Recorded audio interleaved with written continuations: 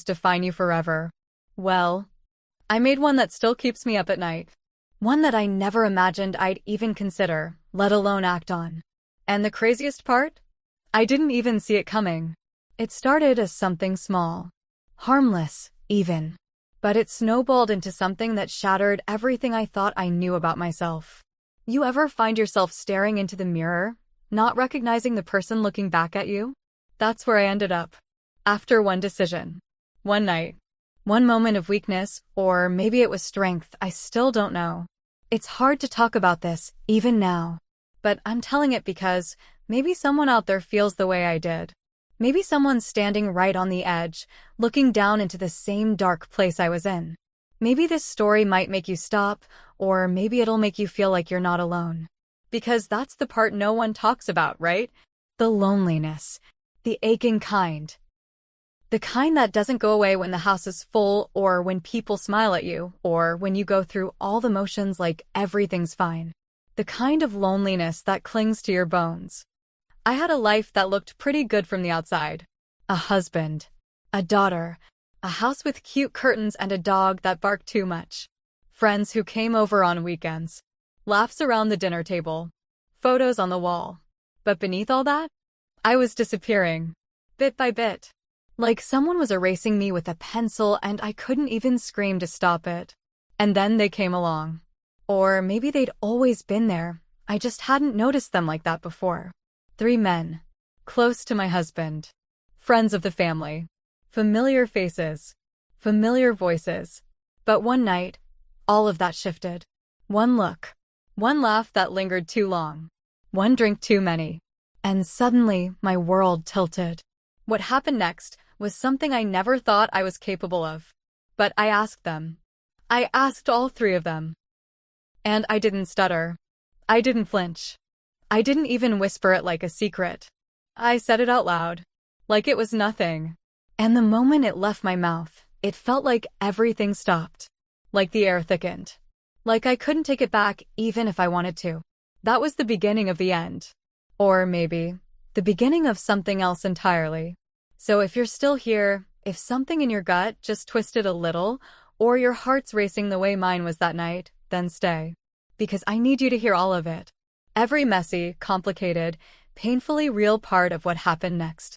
You might judge me. You might cry for me. You might see yourself in me. But I promise you this. You won't forget this story. Studio Microphone subscribe now to Heartfelt Tales Unfold, where we dive deep into the hidden corners of the human heart, and nothing is ever as simple as it seems. I'm 32. Been married for 11 years. And if I'm being honest, most of those years feel like a blur.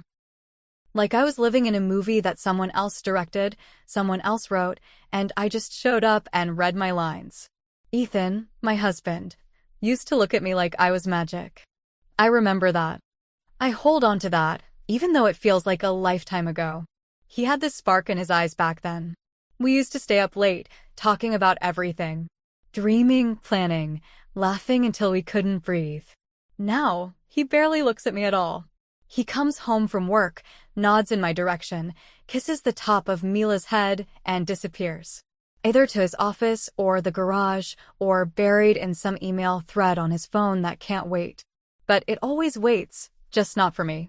Our home is nice, clean, tidy, comfortable. The kind of place that looks good in pictures, but feels hollow when you walk through it. Everything's in its place. Except me. I walk around like a ghost some days. Folding laundry, cooking dinner, helping Mila with her homework. I play the role. I do it well. But inside, I feel like I'm screaming into a void. Mila's 9. She's bright. Observant. Too observant. Sometimes I catch her watching me when I think she's focused on her coloring books or cartoons. Like she knows something's off. Like she can see through the silence between her parents. And then there's the weekends. Ethan's escape, his reset button. Game nights. BBQs, beers. His best friends show up like clockwork. Jared, Liam, and Chris. The boys. The trio that's been with him since college. They all have their quirks. Jared's the charming one, always with a story and a smirk. Liam's quieter, more reserved, but has this quiet confidence about him. And Chris, he's the funny one. Always cracking jokes, always grinning like he knows something no one else does. They come over and it's like Ethan becomes someone else. Not the husband who won't touch me unless it's a pet goodbye. No, around them, he laughs. He talks. He shows up. And I'm just there, playing hostess. Refilling drinks, bringing out snacks, pretending I'm part of the fun. But really, I'm just background noise.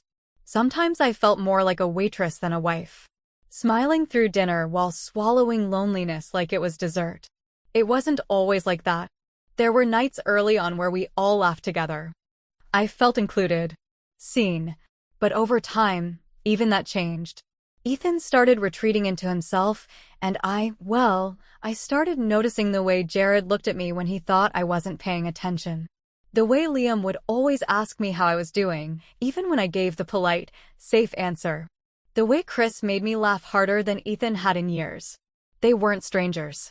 They weren't even acquaintances. These were men who knew our family, who knew our routines, who watched our daughter grow up. They knew the sound of my voice when I was tired. They knew when Ethan brushed me off, even if they never said it out loud. And somehow in those moments, I started to feel something. Not for any of them in particular, but for what their attention made me feel. Seen, wanted, noticed. I started wearing lipstick again on Saturdays. Just a little. Started putting on earrings before they came. Not because I wanted to impress anyone. That's what I told myself. But deep down, I knew. I wanted someone to notice. To say I looked nice. To remind me I still existed. And they did. Not all at once. Not in any obvious way. Just little things. A compliment here. A look that lasted a beat too long. A hand that brushed mine when it didn't need to. And Ethan? He didn't notice any of it. Or maybe he did, and just didn't care. I wasn't planning anything. I wasn't thinking ahead. But somewhere in the stillness of my everyday life, the ground started to shift beneath me. And it was only a matter of time before I slipped. It was one of those usual Saturdays. The grill was fired up in the backyard. Music playing low. Beers cracked open. Mila was in her room watching something with her headphones on, the way she always did when the guys were over. I was at the kitchen counter, slicing vegetables.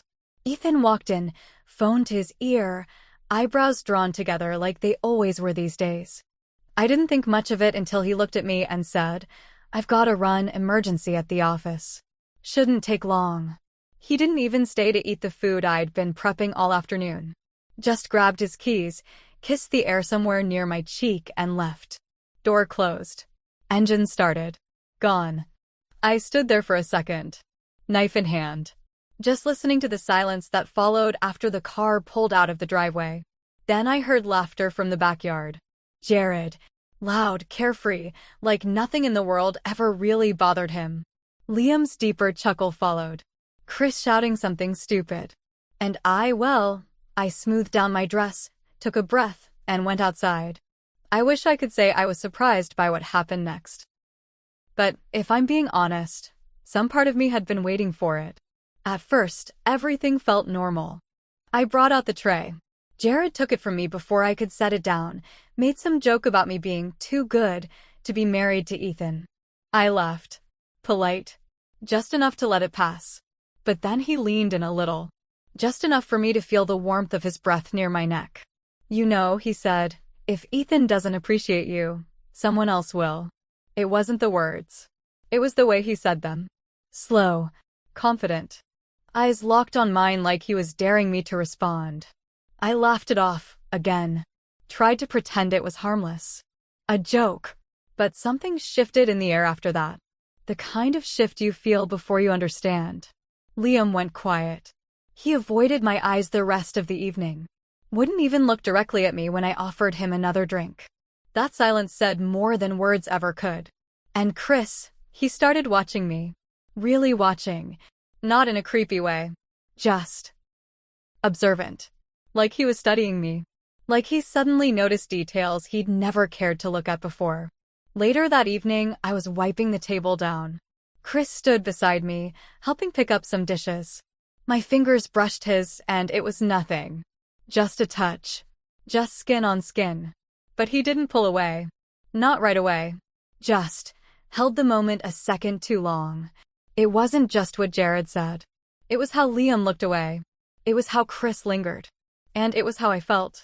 Right there in the middle of all of it. Wanted. Desired. Like someone had turned the lights back on in a room that had been dim for years. I went to bed that night, lying next to Ethan, who was already asleep. His back to me. Breathing deep. Completely unaware. And I kept seeing Jared's eyes. Hearing his voice. Remembering the tone.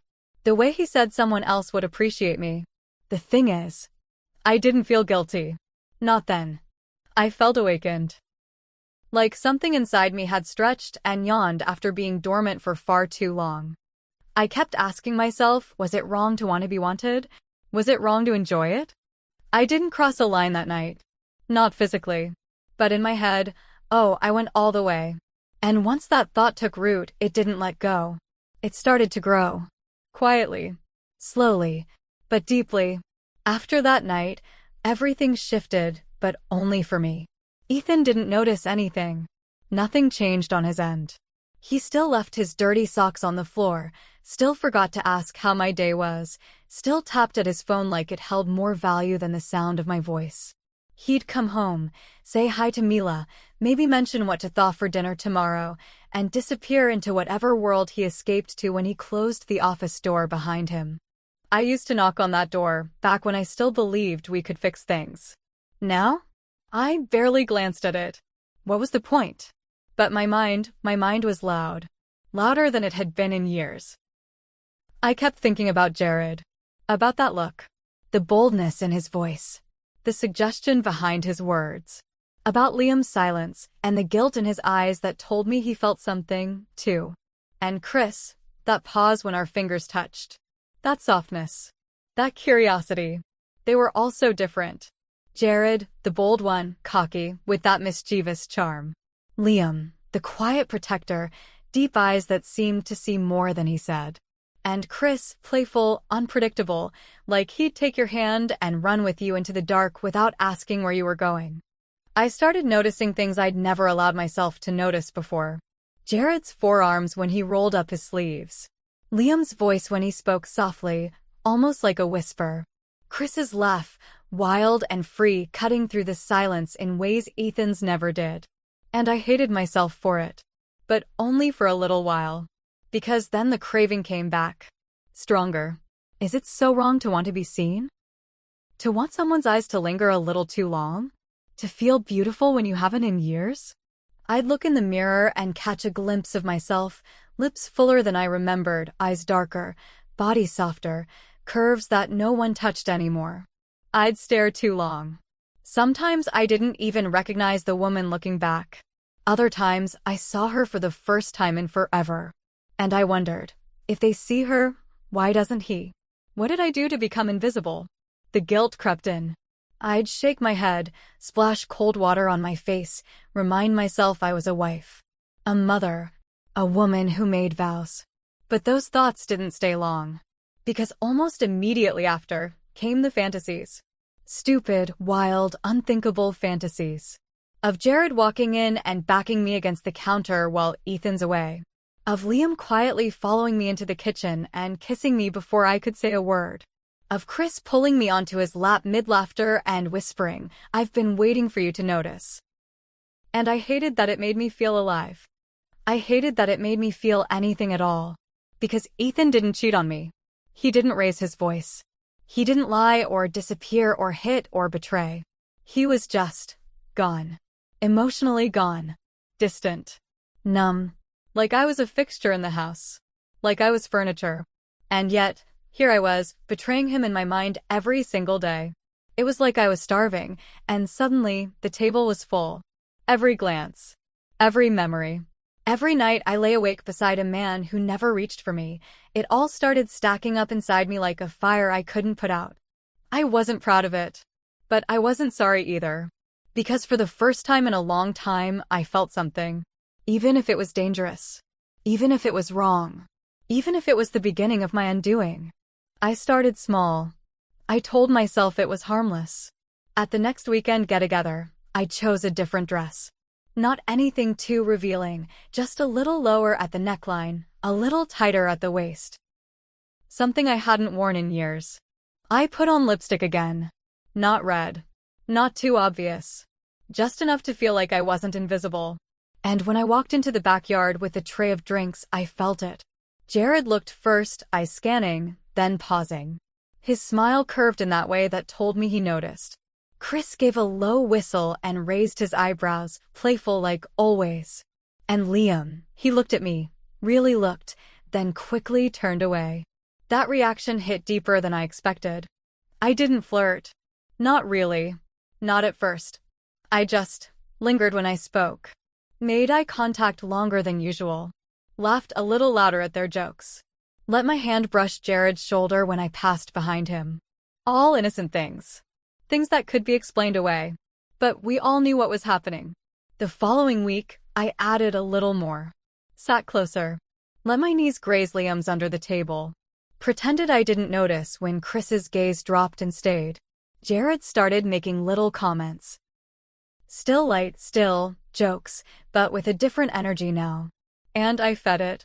Not because I wanted to be cruel. Not because I wanted attention for the sake of attention. I fed it because it felt good to be wanted. Because the silence in my marriage had grown so loud, I needed something, anything, to drown it out. One night, Ethan was running late. Again. He'd texted, stuck at the office. Go ahead without me. So it was just me and them. We'd had a couple drinks by then. The laughter had gotten loose, lazy. I was on my second glass of wine, and my guard had lowered in all the wrong ways. I don't even remember what joke led into it, but suddenly I heard myself say it. You know, we should just do something crazy one day. All of us. Just once. The words hung there, floating in the air between us. I laughed right after. Played it off. Like it was just another wild comment meant to stir the pot. But none of them laughed back. Not right away. Jared tilted his head, that crooked smile flickering into something more serious. Chris blinked. Looked at Liam. Liam, he didn't even look up. The silence that followed wasn't awkward. It was electric. Like the moment before a storm when the air changes, when you know something's about to happen. Then Jared chuckled. Loud. Too loud. You're dangerous, he said, pointing at me with his beer bottle. Ethan has no idea. They all laughed then. It broke the tension. We moved on. Jokes were made. Someone changed the music. I cleaned up the glasses. Just like always. But I felt it. They did too. Something had shifted again. I went to bed that night feeling hot under my skin. Buzzing. My heart beat like I'd done something wrong, but the truth was, I couldn't stop smiling. Ethan was already asleep when I crawled into bed. Face to the wall. Breathing even. Unbothered. I lay there staring at the ceiling, still tasting the wine on my tongue, still hearing the words I'd said in my own voice. It hadn't felt like a joke.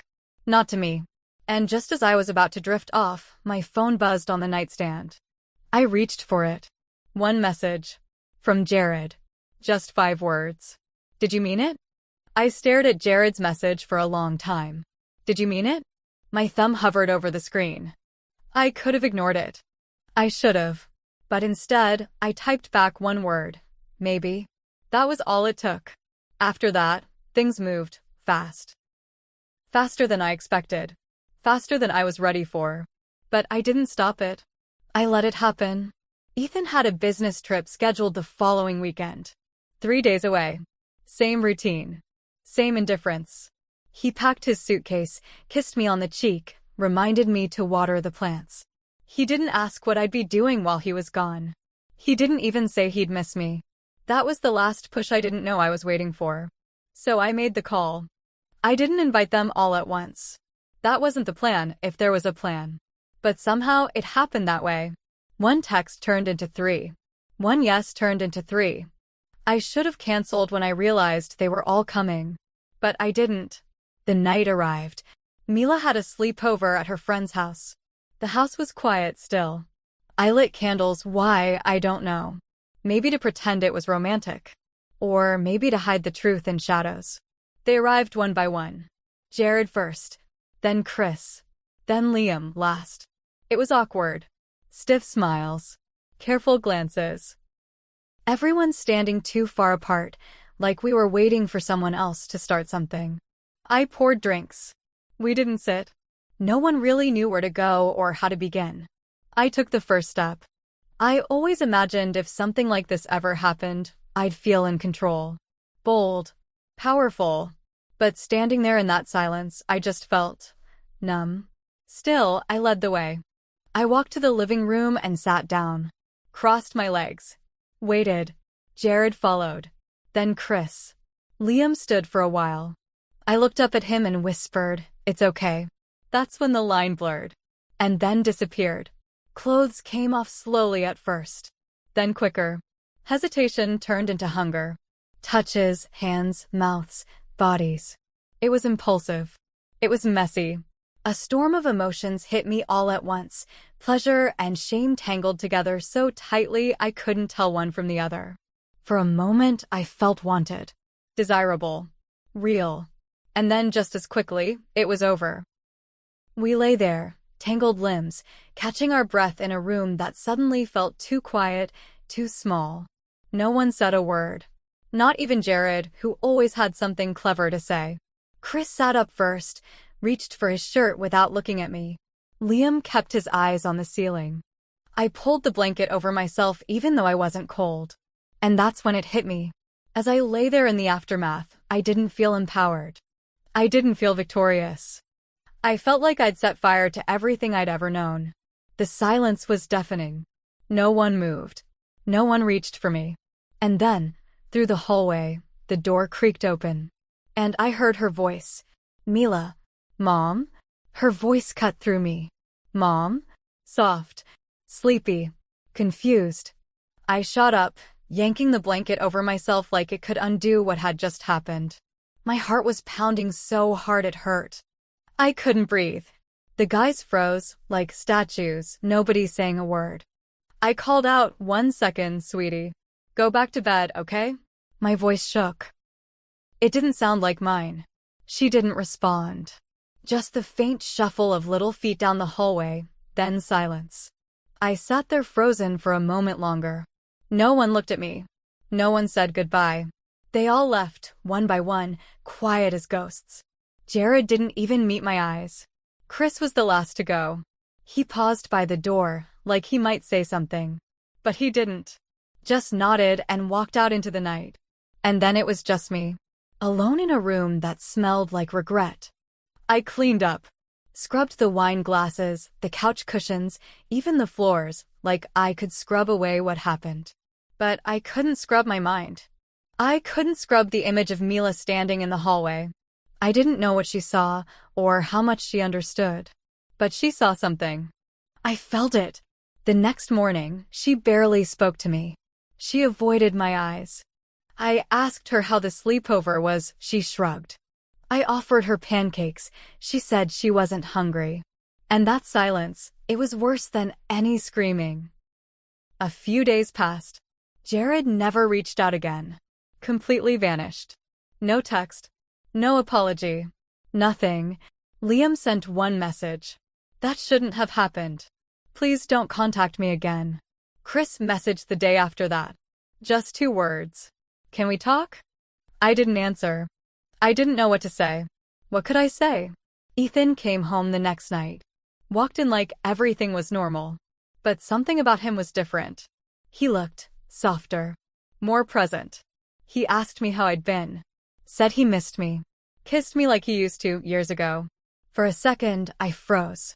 Then I kissed him back because I didn't know what else to do. Later that night, he laid down beside me, pulled the blanket up to his chest, then paused. Sniffed the pillow. "Did you change the detergent?" he asked. I lied. "Yeah. New scent." He nodded and went to sleep.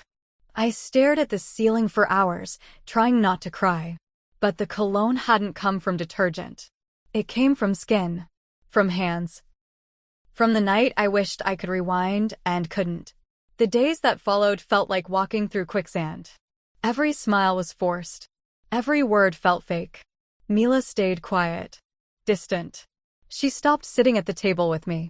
She didn't want bedtime stories anymore. She didn't hug me like before. And that distance, it broke me in ways I didn't expect. I started crying in the shower. At first, quietly. Then full-on sobs. The kind where your chest heaves and the walls close in. I didn't recognize myself. Couldn't stand to look in mirrors anymore. I'd catch a glimpse and turn away because I hated what I saw. Not just my face, but what I'd become. I had asked for it. I had wanted it. And now? Now I couldn't even look my daughter in the eyes. I couldn't sleep. Couldn't eat. I kept replaying every second of that night in my head. Every breath, every word, every choice. I thought it would make me feel powerful. I thought it would fix something broken inside me. Instead, it shattered everything that was left. I started asking myself questions I didn't want the answers to. Was it worth it? That night, that choice, that moment I crossed a line I can never uncross, did it give me anything that lasted longer than the guilt it left behind? Or did I just burn my life down to feel a flicker of warmth? I used to think I was the one who got forgotten in the marriage. The one who faded into the background. The one who suffered in silence while everyone else carried on. But now I wasn't so sure. Had I become the villain in my own life story? I wanted to blame Ethan. His absence. His coldness. His distractions. And maybe he was part of it. Maybe his neglect planted the seed. But I was the one who watered it.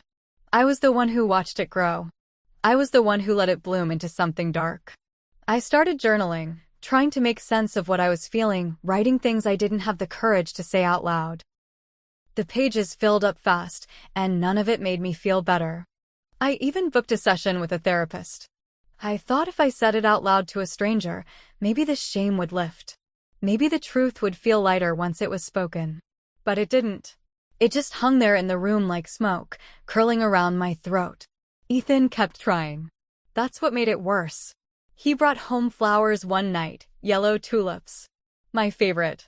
Said he saw them and thought of me. He kissed my cheek. Made dinner. Asked me how I was feeling. I smiled. Said I was fine. And inside, I cracked open again. Because how do you stand beside someone who's finally showing up, after you've already destroyed what you were waiting for them to fix? I watched him clean the dishes and thought, you don't even know how far I've fallen. He was finally trying, and I was the one who'd already given up. Then there was Mila. Sweet, bright-eyed Mila, who stopped asking me to braid her hair. Who started hugging her dad longer than she hugged me. Who looked at me like I'd changed, even if she didn't know why. I kept wondering, will this scar her? Even if she never finds out the truth, will she carry this invisible wound? Will she grow up feeling that shift between her parents, never knowing where it came from? And what will she believe about love? About loyalty? About what to do when someone you love stops loving you the way they used to? That thought kept me up at night more than any guilt, any silence, any memory of what I did. Because I didn't just betray Ethan. I betrayed the version of me that Mila trusted. And that's what breaks me the most. I wanted to feel alive. But now, all I feel is hollow. Like there's this vast, echoing space inside me where something used to live. I reached for something, anything, that would make me feel whole again. And instead, I cracked wide open. Not even the truth feels like enough now. Because some mistakes don't come with lessons. Some just leave you, broken. Have you ever made a decision that you knew you couldn't take back, even as you were making it? That sinking feeling in your gut, that whisper in your mind telling you, don't do this, and you do it anyway? Have you ever crossed a line not because you didn't know better, but because you were too lonely, too hurt, too empty to care? Because I did. And now I'm left asking myself something I never thought I'd have to face. Can someone like me be redeemed? Do people get to come back from something like this? Not just in their relationships, but in their own hearts? I honestly don't know. But maybe you do. So I'm asking, you, listening right now, if you've ever been where I've been, or you've seen someone you love go down a road like this, talk to me. Tell me what you think. Tell me what you feel. Because your words might help someone else, maybe even me. Let me know in the comments. Please. Your voice means more than you know. And if this story stirred something in you, if it made you pause, made you reflect, made you see things a little differently, don't keep it to yourself. Like, share, and subscribe to Heartfelt Tales Unfold. Because our next story? It might just hit even closer to home. Sometimes the biggest mistake isn't what you did. It's the reason you thought you had to do it. We don't always cheat because we're cruel, or selfish, or reckless. Sometimes we cheat because we feel forgotten. Because we're starving for connection. Because we convince ourselves that a moment of being wanted is worth more than a lifetime of being ignored. But that's the lie. That's the trap. This story, it's not just about infidelity. It's about